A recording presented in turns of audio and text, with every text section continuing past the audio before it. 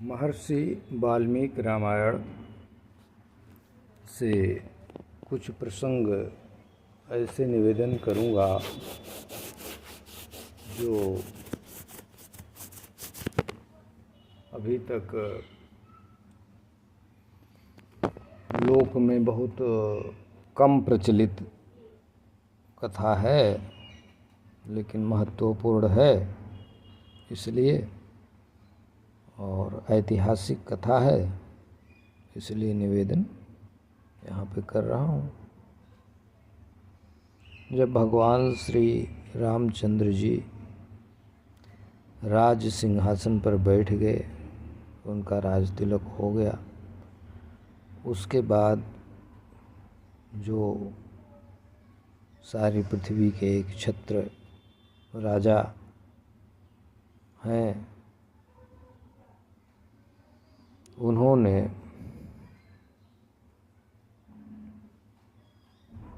राज्य अपना सेवा भाव के साथ करना शुरू कर दिया, और जहाँ पे भरत जैसे प्रतापी भाई हो तो उनके बड़े भाई महाराज श्री रामचंद्र जी महाराज का राज्य कैसा सुंदर, कैसा सुखमय होगा, यह सब विभिन्न रामायणों में कहा गया है और सब लोग सुने हैं।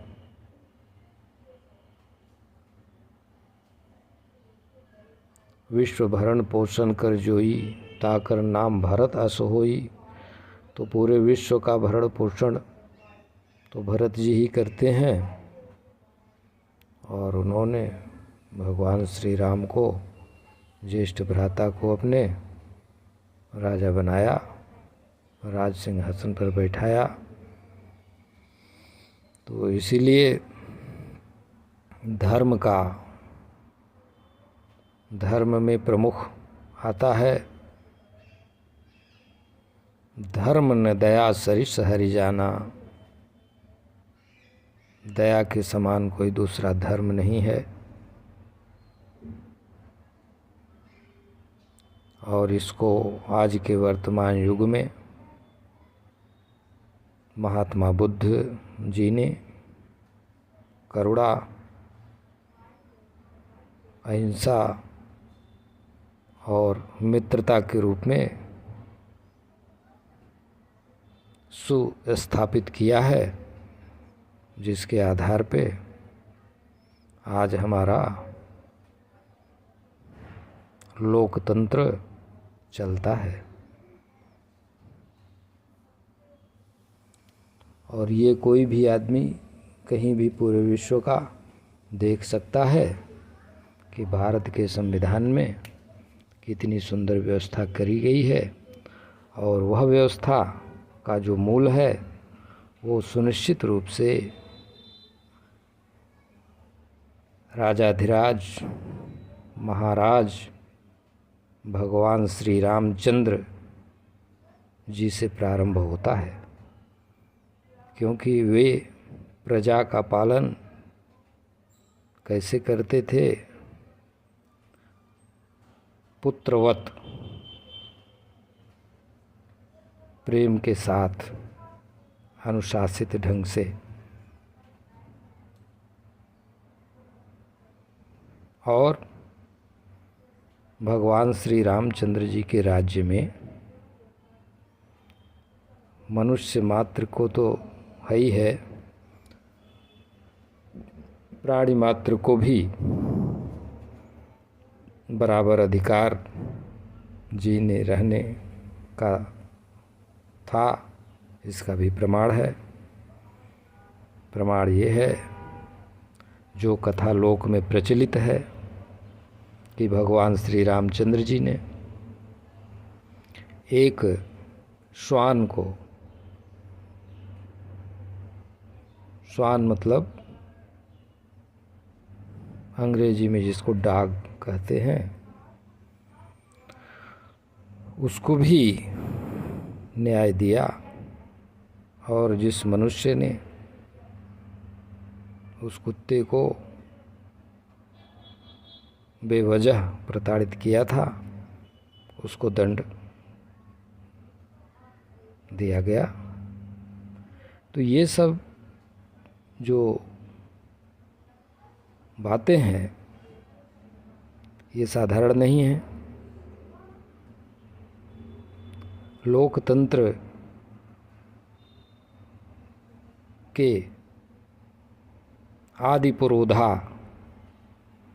भगवान श्री रामचंद्र जी को, राजा श्री रामचंद्र जी को इसीलिए कहा जाता है। बात ऐतिहासिक है क्योंकि महर्षि वेदव्यास जी श्री राम जी के तत्कालीन ऋषि, महर्षि, तपस्वी जो भी कहिए वो रहे हैं, और उन्होंने जो लिखा है वो सब ऐतिहासिक है। इसलिए वहाँ की वह कथाएं जो लोग कम जानते हैं उनको निवेदन करना चाहता हूँ। तो जब भगवान श्री रामचंद्र जी राज्य करते रहे उस समय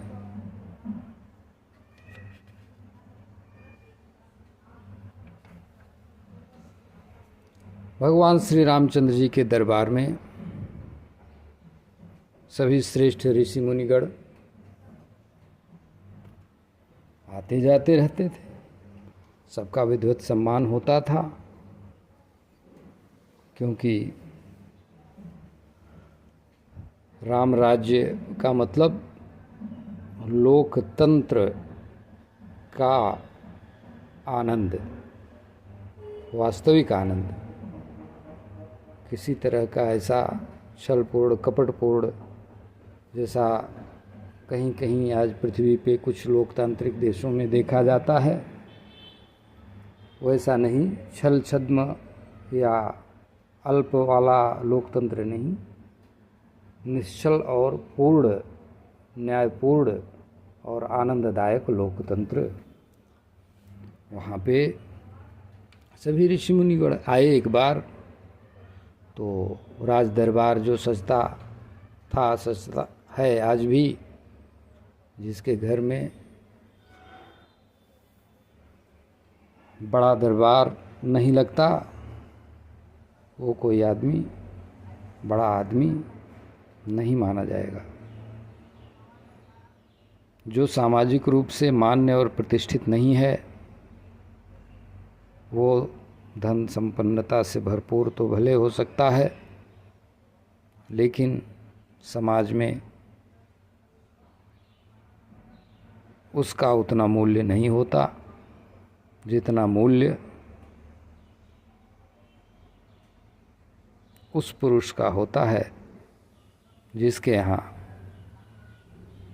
लोग आते हैं, बैठते हैं,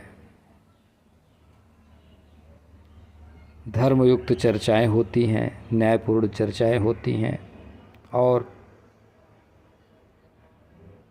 असमर्थ निर्बल लोगों की सहायता का जो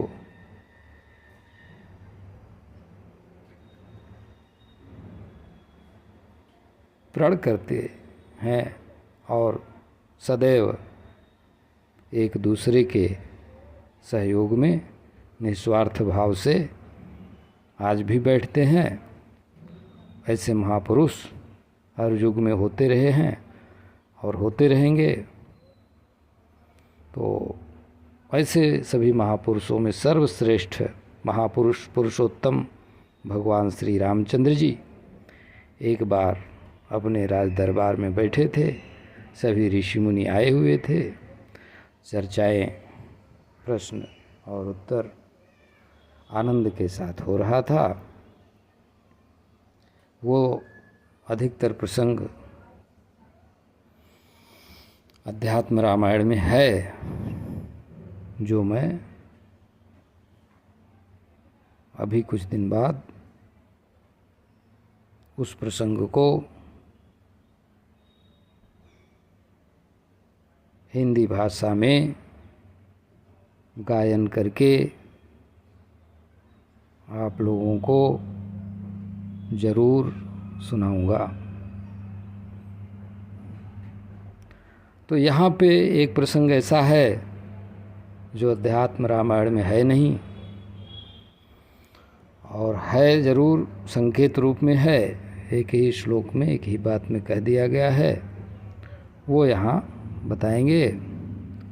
और श्री रामचरितमानस जो विश्व का सबसे लोकप्रिय रामायण है,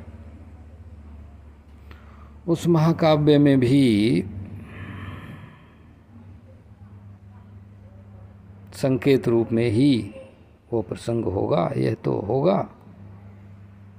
और इसलिए यहाँ पे बता देना हमको उचित लगता है। अब यहाँ पे प्रसंग है, आप लोग जान लीजिए कि रावण जो था उसके बारे में चर्चा हो रही थी भगवान श्री रामचंद्र जी के दरबार में, और अगस्त्य जी कह रहे थे, कथा कह रहे थे। और कथा यह है, श्लोक वाइज में मैं दिखा दूंगा आप लोगों को, ये सामने वाल्मीकि रामायण ही है। उसमें यह है कि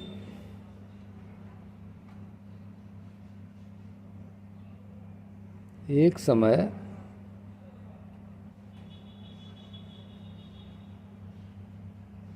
जो विश्व के सबसे धनी व्यक्ति हैं आज,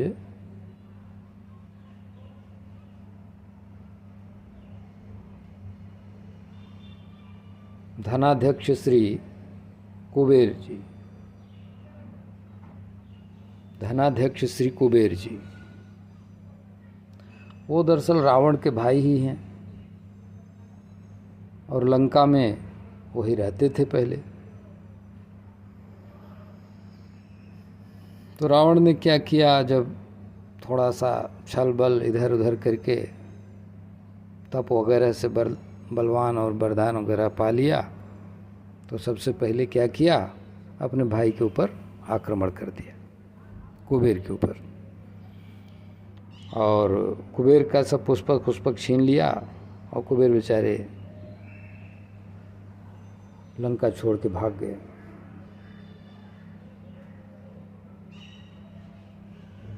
और हिमालय पर्वत पे जाके रहने लगे। हिमालय पर्वत पे जाके रहने लगे तो वहाँ से भी रावण का अत्याचार सुनते थे। उन्होंने कहा चलो भाई, भाई है, चाहे वो हमारी पुरी को ले लिया, लंकापुरी को, कोई बात नहीं है, तो भाई चलो एक घर बनवाया उसने, ले जाने दो, अपना रहे कायदे से। लेकिन रावण का अत्याचार दिनों पर दिन बढ़ता जा रहा था। ऐसी कथा अगस्त्य मुनि भगवान श्री रामचंद्र जी के दरबार में कह रहे हैं। तो क्या हुआ कि जब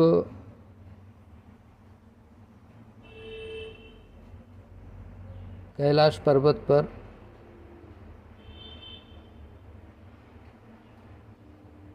कुबेर जी रहते थे,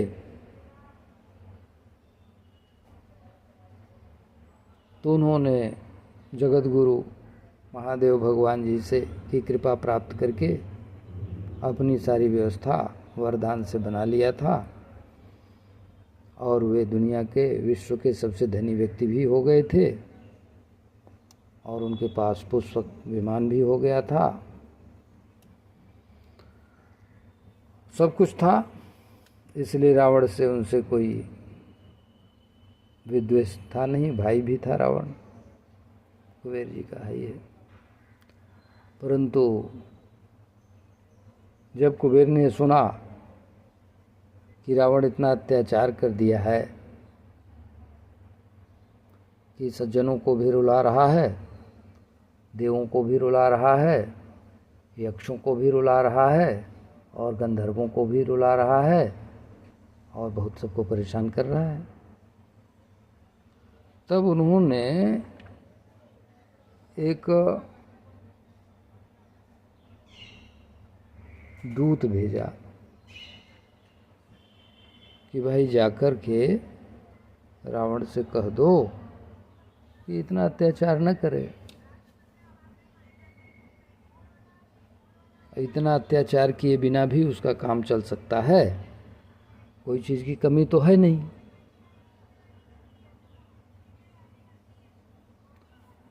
तो दूत ने, देखिए, दूत ने जब जाकर वो बात कही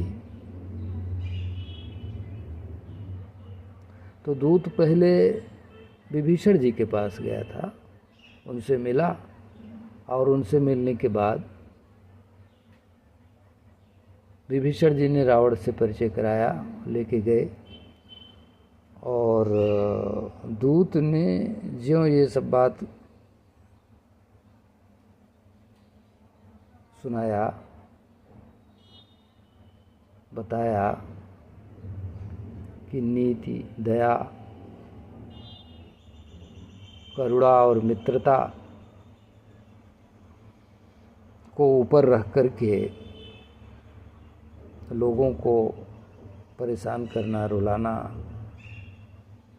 कष्ट देना ये ठीक नहीं। तो रावण को ये अच्छा नहीं लगा और उसने क्या किया, दूत को कहा कि तुम वहाँ जाके सुनाने में समर्थ अब नहीं हो पाओगे, यहाँ से जा ही नहीं पाओगे। और अन्यायपूर्ण होने के बावजूद, क्योंकि दूत को मारा नहीं जाता, दूत का वध नहीं किया जाता, सारे देश के लोग ये जानते हैं। कभी भी एक दूसरे देश से लड़ाई भी होती है तो राजदूतों को वापस उनके राज्य में, उनके देश में भेज दिया जाता है। ऐसा आज भी नियम है, पहले भी नियम था।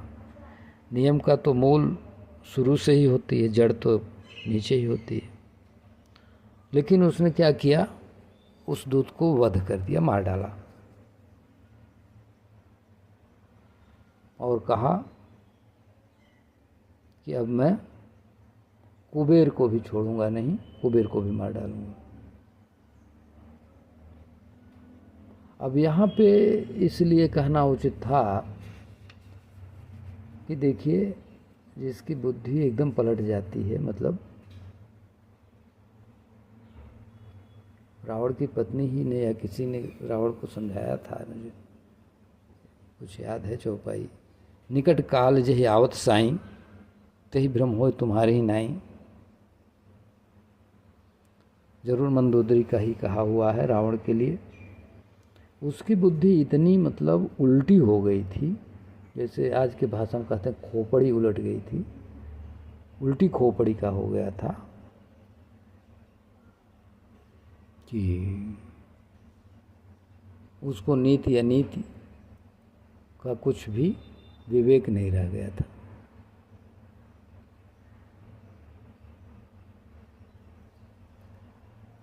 तो इसलिए निवेदन किया कि जब हनुमान जी दूत बन के गए, भगवान श्री राम गए, तो उनको भी विभीषण जी ने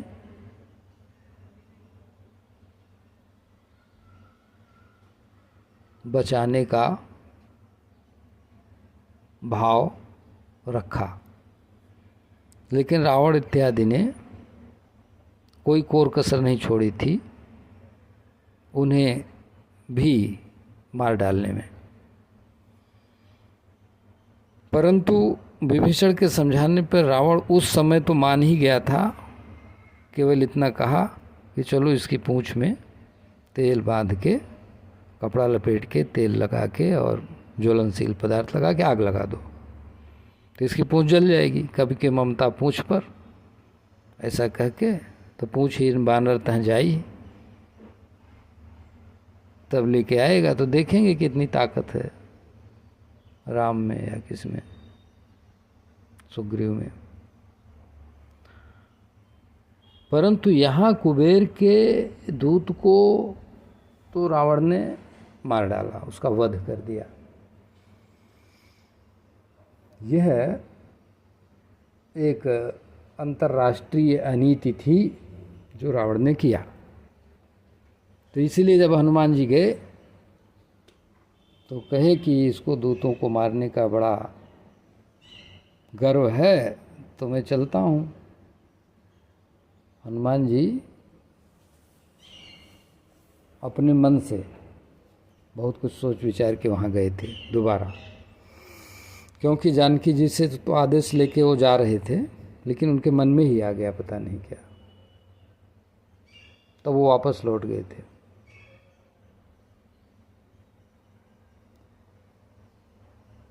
तो वहाँ जाके हनुमान जी जो समझाए वो तो हमने पहले दूसरे रामायणों में और वाल्मीकि रामायण का भी कुछ अंश सुंदरकांड का निवेदन कर ही दिया है, इस चैनल पे है। तो प्रमुख बात क्या है? प्रमुख बात यह है जो कॉमन है। कुबेर के दूत ने जो बात कही वही बात श्री राम के दूत ने कही। दोनों चीज़ रावण को पसंद नहीं आई, लेकिन दोनों दूतों में एक अंतर था, थोड़ा अंतर तो ऐसे ज़्यादा है, लेकिन इसको थोड़ा ही कहेंगे विषय को लेकर के। अंतर जो संदर्भ और प्रसंग के अनुसार है, वो अंतर यह है कि कुबेर का दूत सामान्य व्यक्ति रहा होगा या विशिष्ट व्यक्ति रहा होगा, जो भी, लेकिन हनुमान जी तो स्वयं जगत गुरु देवाधिदेव महादेव के अवतार ही हैं। और रावण जो था महादेव जी को ही गुरु मानता था।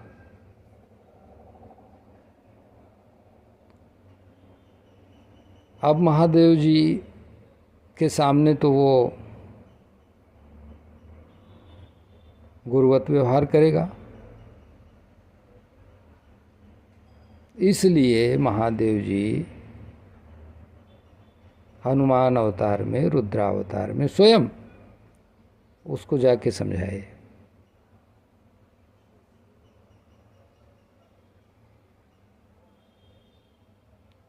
पहले दूत जिसने धर्म का पालन करने, नीति और करुणा की भावना को बनाए रखने का आग्रह किया, उसको तो रावण ने वध दिया, मार दिया, जो कुबेर का दूत। लेकिन जो रामदूत, तो रामदूत तो स्वयं महादेव जी के अवतार, रुद्रावतार श्रीमान राम भक्त महावीर हनुमान स्वयं गए, लेकिन उनकी भी बात नहीं माना। तो यह जो प्रसंग है, यह प्रसंग यहाँ पर वर्णन करना आवश्यक है। यह प्रसंग केवल राष्ट्रहित में या विश्वहित में कहना ही प्रासंगिक हो, इतनी ही बात नहीं है। यह बात जनहित, जनहित का मतलब वो राजनीतिक जनहित नहीं, जनहित माने व्यक्ति हित, व्यक्तिगत हित के लिए आवश्यक है। व्यक्तिगत हित जब आदमी जानेगा कि क्या नीति है क्या अनीति है, तो वो सेल्फ डिसिप्लिन होना चाहिए उसको। मनुष्य मात्र को सेल्फ डिसिप्लिन होना चाहिए, यह संदेश है धनाध्यक्ष कुबेर जी का। धनाध्यक्ष ऐसे नहीं धनाध्यक्ष हो गए। लोग यहाँ कुछ दिन के लिए विश्व के सबसे धनी का तमगा पाते हैं और पैसा अपार हो जाता है, लेकिन समय के अंतर्गत ही वो कुछ साल तक वो सबसे धनी रहते हैं, बाद में दूसरा हो जाता है। लेकिन उनसे पूछिए कि वो धनी कैसे बने हैं, तो ज़रूर वो कहेंगे कि भाई धनी बनना तो कठिन है और सबसे धनी बनना तो बहुत कठिन है, वो इस बात को जानते हैं। तो जो परमानेंट सबसे धनी बना हुआ है व्यक्ति, जिसकी कृपा से बहुत से लोग धनी बन जा रहे हैं पृथ्वी के, उस व्यक्ति की बताई हुई बात मानना आवश्यक है कि नहीं है। क्या राजाओं के लिए ही आवश्यक है? क्या राष्ट्र के लिए ही आवश्यक है? क्या राष्ट्रों के लिए ही आवश्यक है? नहीं, सबके लिए आवश्यक तो है ही है। यह बात व्यक्ति के लिए आवश्यक है, और वो ये शिक्षा देती है कि अगर धनी बनना है और आनंद के साथ रहना है तो नीतिपूर्ण, करुणापूर्ण, मित्रतापूर्ण व्यवहार और आचरण करना चाहिए। यह जो है शिक्षा महर्षि वाल्मीकि रामायण में महाराज श्री रामचंद्र जी के सुपुत्रों को दिया गया। और ऐसा नहीं है कि जो उनके पुत्रों को दी गई शिक्षा है वो हमारे आपके लिए आवश्यक नहीं है। भगवान श्री कृष्ण ने अर्जुन से कहा, बहुत अच्छी अच्छी बातें बताया, तो अब कोई कहे नहीं अर्जुन को बताया, हमसे क्या मतलब? हमसे नहीं, सबके लिए कहा गया, एक व्यक्ति से नहीं कहा गया, सबके लिए कहा गया। उसी प्रकार से ये महर्षि वाल्मीकि रामायण का जो प्रसंग है वो केवल एक व्यक्ति के लिए नहीं कहा गया, वो हर एक व्यक्ति के लिए कहा गया है। और हर व्यक्ति के लिए जो कहा गया है लोक में कम प्रचलित है, इसलिए प्रार्थी ने उसका निवेदन कर दिया। और अवश्य आप लोग सुन के इससे लाभ उठाएं, और अन्य ऐतिहासिक जो चीज़ें हैं, जो बातें हैं, जितना संभव होगा उतना हम अध्यात्म रामायण से गायन करेंगे। और जो वहाँ भी नहीं मिलेगा और श्री रामचरितमानस में भी बहुत संक्षिप्त मिलेगा, उसको हम जरूर कहीं न कहीं से खोजेंगे। अतः आप लोग सुनते रहिए। श्री राम जय जय राम, श्री राम।